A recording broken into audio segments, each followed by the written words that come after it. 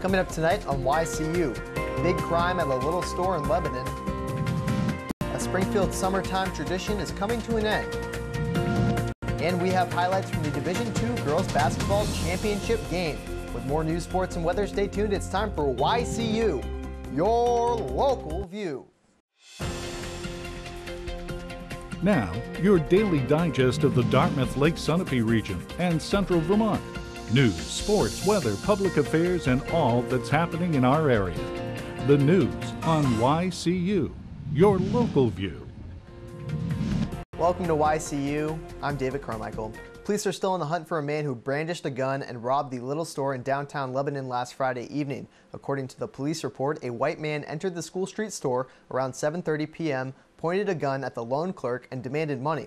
The suspect was about 6 feet tall, wore a black ski mask, black gloves, black pants, and black footwear. The employee who was robbed was recently hired. Anyone with information is asked to call the Lebanon Police Department at 603-448-1212. Yesterday morning, a group of firefighters worked to contain a small blaze on the second story of a home near Dartmouth-Hitchcock Medical Center as a training exercise. This type of training exercise happens only once every few years. The Hartford, Lebanon, and Hanover fire departments were on the scene participating in exercises ranging from routine hose work to ventilation and forcible entry training. A Springfield summertime tradition is coming to a close just shy of its 40th anniversary. The Windsor County Agricultural Fair will not take place this July due to budget constraints, declining visitors, and fewer volunteers to organize the event. According to Windsor County Agricultural Fair President Eric Johnson, last year's fair barely broke even, and keeping up with the cost to have the event became difficult. Johnson said the Windsor County Agricultural Fair was at a disadvantage because it did not qualify for state funding. The state offers financial assistance to fairs, but only those that run from Friday to Sunday. Dartmouth College is documenting its diversity with an oral history project focused on previously silent voices of students and staff members. The goal is to illustrate how increasing diversity has changed the Dartmouth community since World War II, with a focus on collecting stories that show what it means to be an insider or an outsider on the Ivy League campus. The New Hampshire House votes on Wednesday on former House Speaker William O'Brien's bill to bar New Hampshire from expanding Medicaid under the new federal health care law.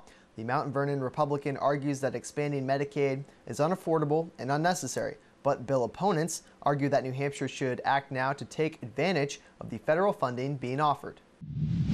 A bill legalizing one casino in New Hampshire is coming before the state Senate for a vote on Thursday. Governor Maggie Hassan supports the bill that would legalize up to 5,000 video slot machines and 150 table games. The bill is expected to pass the Senate easily, but it faces a much harder time in the House, which has rejected dozens of such bills over the last years. Vermont lawmakers returned to work this week after their town meeting break, with little indication that the state's fiscal picture is getting any brighter. Governor Peter Shulman hoped to raise $17 million for 3 key energy-related programs from a new tax on charitable betting tickets. But lawmakers say that it won't raise more than a third of that amount, and there's concern it'll hurt nonprofits that use them to raise money.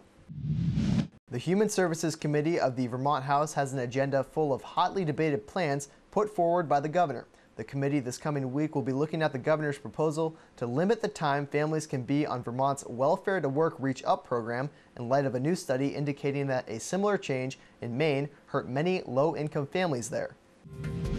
After the break, Kearsarge School District Superintendent Jerry Frew tells you why you should come out and vote on town meeting day.